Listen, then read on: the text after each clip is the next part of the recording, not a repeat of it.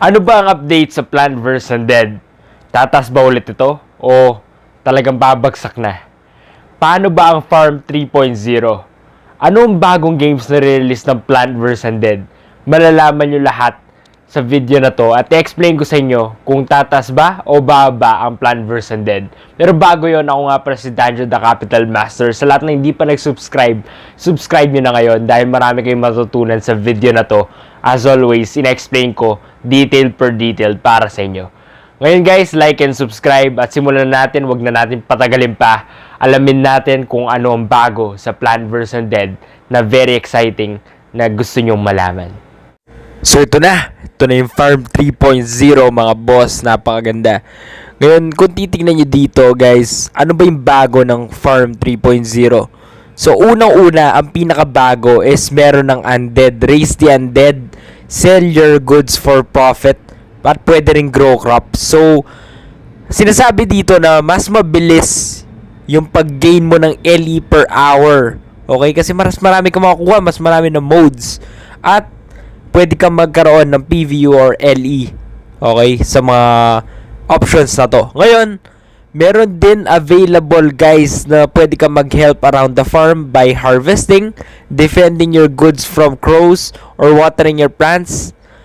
Fishing, gathering, and mining are also added. Wow! So, pwede nang mangisda dito guys. Di lang pag-water ng plants, pwede rin mangisda. So, this is the new generation talaga. Talagang exciting to Farm 3.0. Hindi pa natin alam pero explain ko rin dito yung FAQ habang nandito tayo. So, una. So, will there be a breeding system for plants or trees? So, answer ng developer, wala. Walang breeding dito guys. So, hindi siya gaya ng Dragonary na may breeding system sa plants or sa trees. Wala rin. So, next question. So, ito mismo yung masagot ng developers, guys. At siniscreenshot ko lang yung importante. So, yung hindi importante, hindi ko na sinasama sa video na to.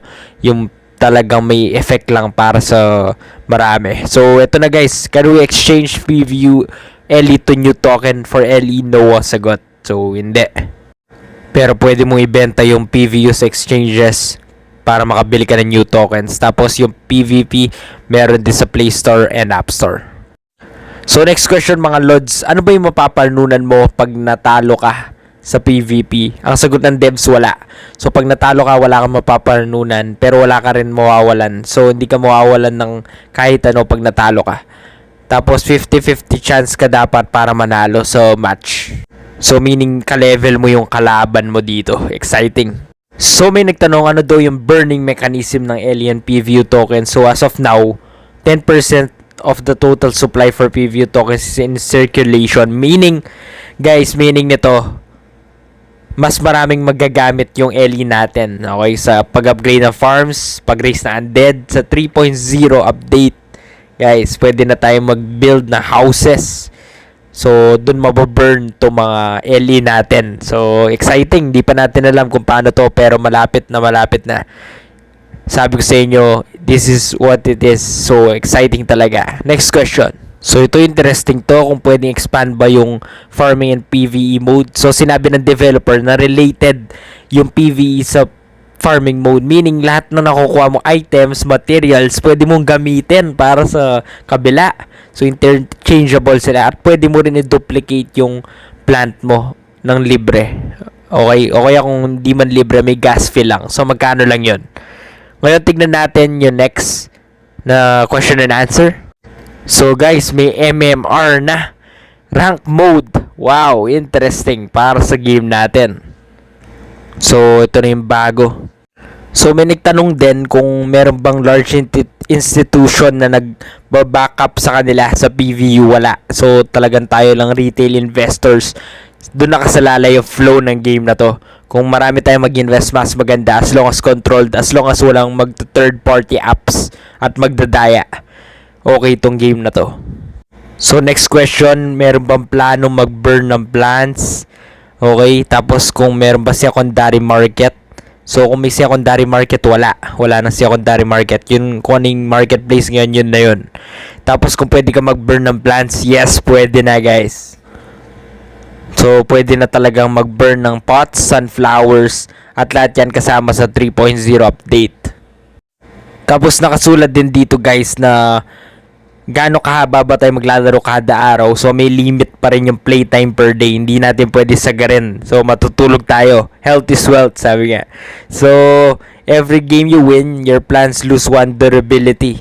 And once your plans run out of durability, you cannot use them in PvP anymore. So eto, hindi natin pwede sagarin yung paglalaro.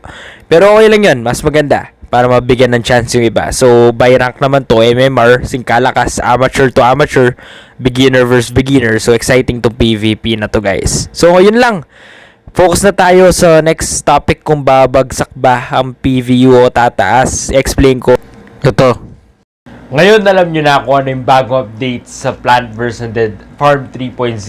Ano yung bagong game, ano yung FAQ, answers na gusto nyo malaman. Ngayon, pag-usapan naman natin kung tataas ba o bababa ang Plant vs. Undead. Ito na hinihintay nyo. Pero bago yon, meron akong playlist sa description below sa lahat ng gustong makapanood ng ibang episode ng Plant vs. Undead. Kung paano bumili ng plant, ano yung pinakamalakas na type na plant, nasa description yan, playlist. Panoorin nyo lahat.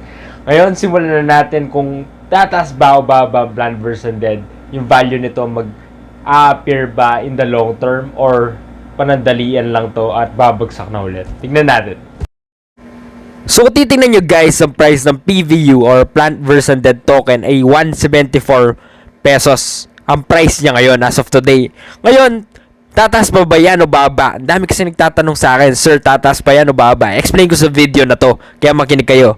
Ngayon, paalala lang, ang PVU ay utility token. So, this is a utility token which means di tayo pwede mag-base lang sa technical chart. So, there are a lot of factors involved to determine the price of PVU. Na-explain ko ngayon. Kaya makinig kayo. So, nung bumaba sa 300 and 350, okay, una 350, tapos naging 300, tapos tuloy-tuloy nang bumaba.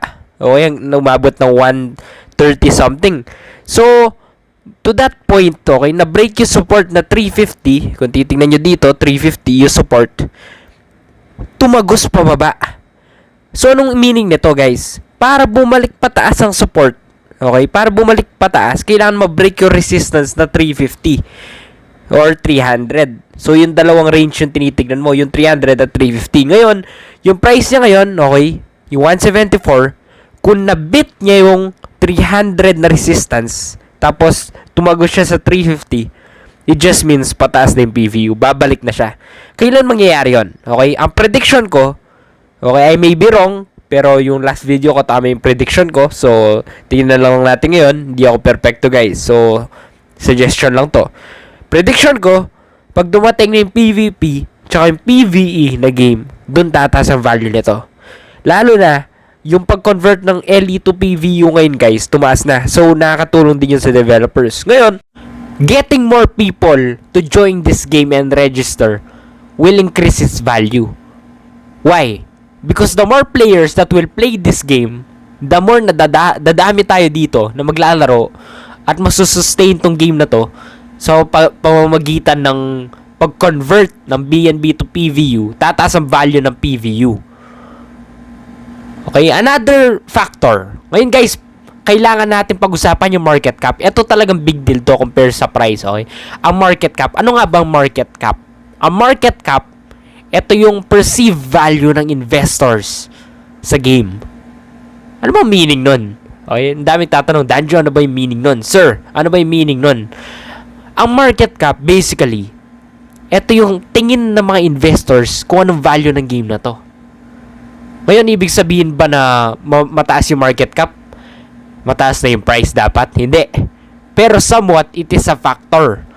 So, tinitignan ng mga investors talaga to. So, kung gusto nyo malaman talaga yung prediction, somewhat, mapipredict dito.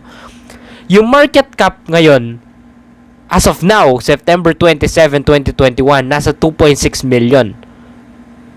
Alright? 2.6 billion. Sorry, it's not million, it's billion. Ngayon, since 2.6 billion ang market cap, ang lowest as of, kung titignan nyo sa chart, is 1.4 billion. So, wala pa tayo sa all-time lowest na market cap. Pero, nung September 26, nag-reach tayo ng 1.8 billion. So, from 1.8 billion, naging 2.6 billion, it just means somewhat nag-recover tayo. Nag-recover yung perceived value ng game na to based on investors. Alright? So, nakakasunod pa sana kayo. Napakadali lang intindihin nun. So, it just means na somewhat may chance na mag-uptrend tong game na to, yung PVU. Alright? Ngayon, titingnan natin yung plans natin. Nagtataka kayo, ba't wala kayong permanent plant? Of course, nag-TP na ako. So, 1 week ago, nung nasa 500 to 600 pa yung value ng PVU, nakapag-TP na ako ng mga plants ko. Tinanggal ko na. Ngayon, bumalik ako kasi alam ko may potential tong game na to. And let's just be honest here. Right? I'm encouraging players na mag-dilig kayo, guys. Mag-dilig kayo. Tulungan natin devs. Pag nagdidilig kayo, somewhat, although hindi big deal yung pagtulong, at least nakakatulong tayo. Kasi yung light energy na yan, sa kanila yan, iniipon nila. So, it's a pool of funds. Tapos, ko-convert nila. So, minsan sa technicals, tutulungan nila yung team nila. So, nasa kanila na yan, whatever they plan to do. Basta para sa atin din naman yan. Nagbe-benefit din tayo kapag dinadami natin yung pag-water sa World 3. So, next, tingnan natin yung mga plans. So, tingnan natin, yung lowest nasa 25.8. So, ang daming interesting bilhin ngayon. Pero light to mga to. Sinabi ko naman doon sa isang video ko, kung hindi nyo pa napanood, anong pinakamalakas na type ng plant, panoorin nyo muna. Pero sinabi ko doon na hindi ako bumibili ng plant na light. Bakit? I have my own reasons. Una, mababa yung perceived value. Pangalawa, matagal naghihintay. Although marami LE.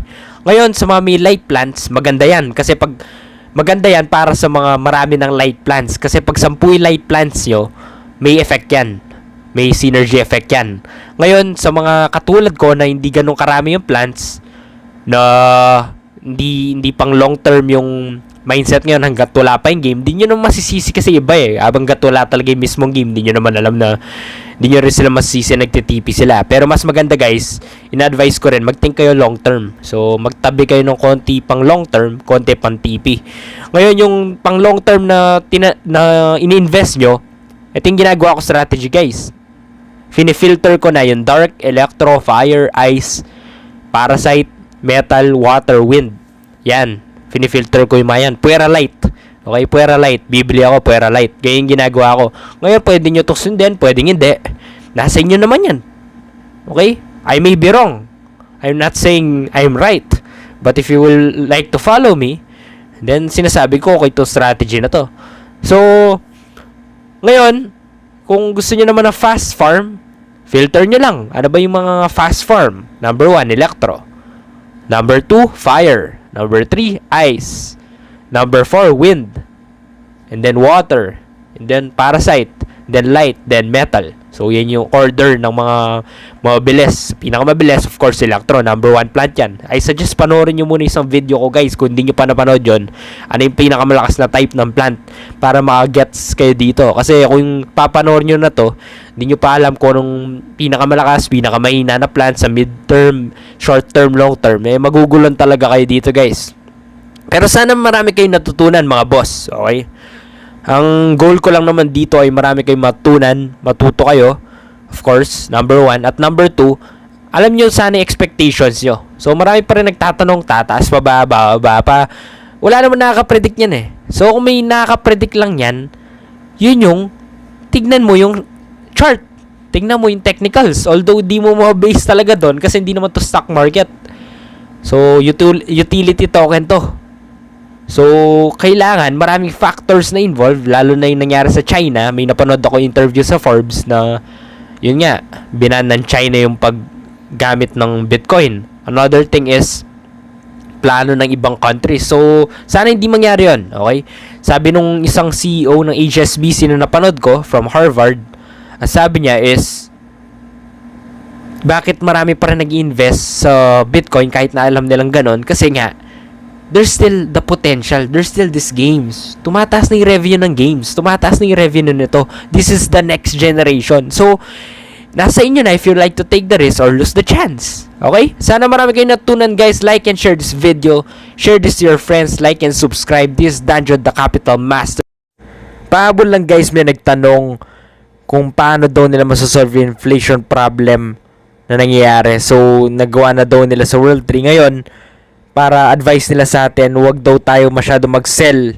Lalo na malapit na yung PVP. Kasi pag lumabas na yung PVP, the more na nag-sell ka, the more natalo ka. So, maganda mag-buy ka. Take advantage of the prices right now habang mura sa marketplace. Bumili ka lang. Napakarami talagang ways para kumita ngayon dito sa Farm 3.0.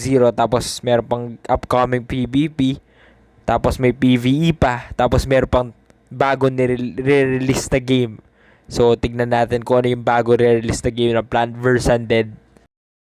Una nilang in-announce yung Cube Bird. So, mukhang interesting to.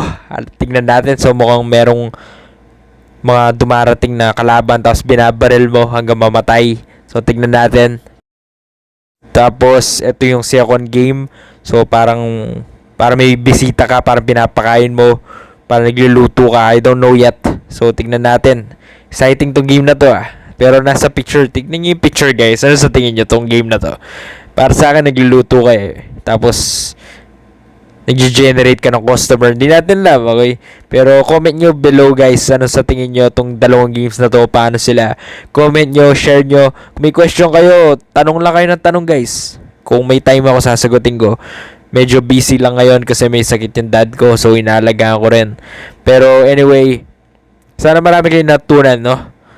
Suggest ko lang guys, tulong-tulungan tayo mag-water ng tree habang maaga para maagad-agad tayo magkaroon ng plant. Kasi for sure, tataas ang value ng plants pag malapit na yung PVP.